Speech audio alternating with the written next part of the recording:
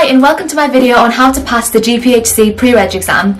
I sat my exam in June and I don't think there'll be any more pharmacy related videos on this channel for now, but I thought because I've done it a few months ago and while it's fresh in my head I may as well film it. So let's get straight to it. If you're watching this like 3 days before the exam, then you might want to skip to this minute here, which goes straight to exam techniques. If not, then stick around and continue listening. The first recommendation that I want to give is start calculations 6 months before the exam, and you don't have to do much. I just did about 5 a day. Organisation is key, so I had this folder here and it had all the calculations that I ever saw, and I just printed them all out and put them all in a folder. And get used to using the specific calculators that they ask for. Another thing that I did was, if I was unsure about it, star the ones, like you can see here. I've put a pink circle around this one, and if you have time, go over them again, because if you do that then you know which ones that you need to work on. Mock exams.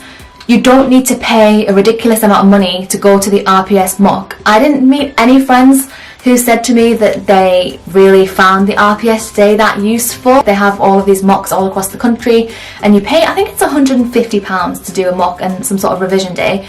I mean, yeah, it can be helpful, but I didn't do it and I still passed, so it's not fully necessary. Try and get to the free mocks that your hospital does or your community pharmacy does. That's enough. You don't really need to fork out the extra cash to get to those days. And remember, the mock exam results don't mean anything. I failed all of my mocks before I got to the real thing and then passed it, so they really don't have any bearing. Just use them as a kind of guide to how to use your time, but then don't take them too seriously. One thing that I did on the drive to and from work is actually listen to YouTube videos about the BNF. Like, I know it sounds really cringy, and I only started doing this probably, a month before the exam. There was this one guy called, I think it's Marvin or Martin Munzu.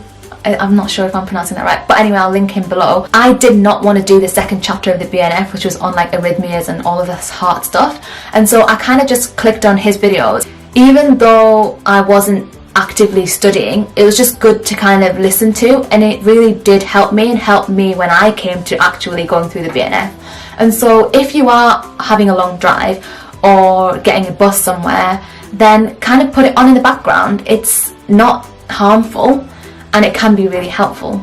Okay, there's loads and loads and loads of group chats where all the pre-reggers are talking about how to pass the exam, like questions that they can't get through and whatever. I was not a part of those because I'm not someone who that doesn't really help me. It just kind of makes me think, oh my god, everyone else is so far ahead, I'm gonna fail, I don't know anything. So I wasn't a part of them. So if group chats are stressing you out, leave them. After each exam, the GPhC actually publishes a list of things like common mistakes that people made in the exam, and so look at those from the previous years. Look at where people are losing marks and what happened. Like for one of them, it was calculations where the answer was quite ridiculous, so candidates would put 5,000 pens of insulin or something, which obviously wasn't the answer, but then that's what they would write. And I made a mistake like that in my mock as well, where I was so consumed with the question I didn't actually think, okay, is this actually an answer that can be possible? Is this realistic? And if I thought about it like that, it wasn't, so I'd probably have done it again and then gotten it right. So yeah, look at what people got wrong. The mistakes that other people made in the previous papers, you don't want to be making when you sit the exam. So look out for those, because that was really helpful.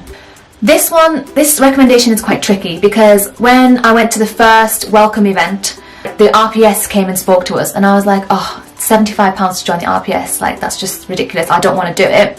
But then February came around and I did it anyway, because they give you the MEP, the BNF for children, and yeah, eventually I joined anyway. So if you are going to be needing those materials and you don't have it at your workplace, for example, then join quickly.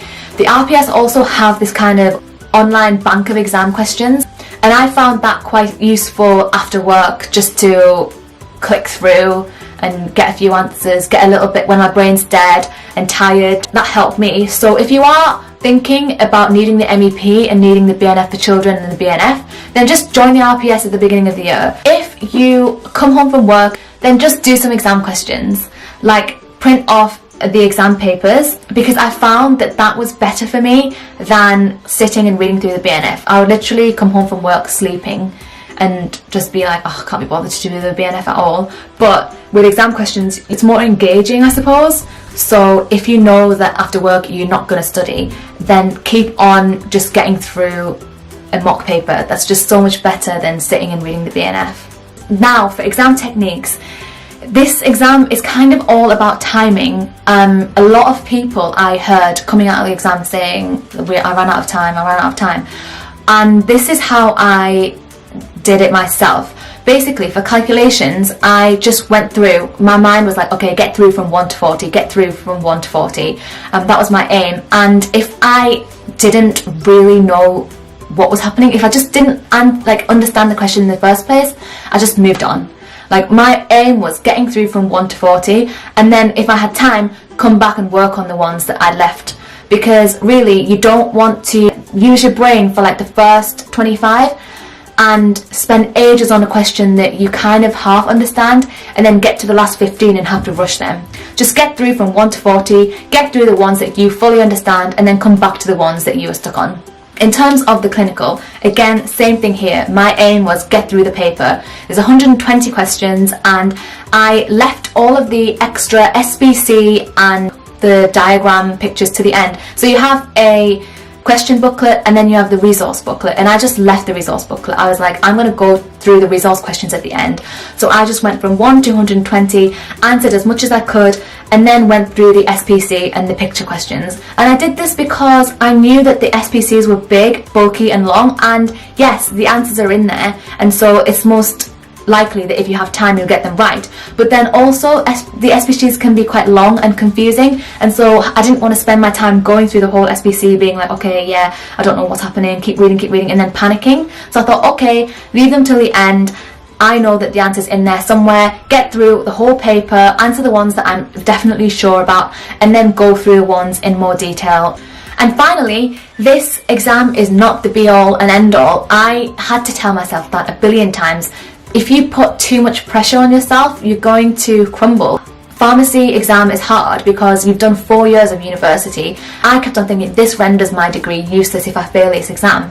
But actually, there's so much that you can do. You can go into industry. I've got a friend doing a PhD. I've got another friend who's on a grad scheme. Like, it's not the whole world. If you fail, it's fine, you can sit it again. If you fail it again, it's fine, you can sit it again. And if you fail the final time, then it doesn't matter. It just means that you can use your degree to do something else. So remember to stay calm, positive, and don't freak out. If you found it hard and you find the revision hard, likely chances are a lot of other people will too. And remember, if it is that difficult, they do take out some of the exam questions. I thought I would fail and then I passed. And so keep positive, keep going. There's still lots of time and you're gonna ace it.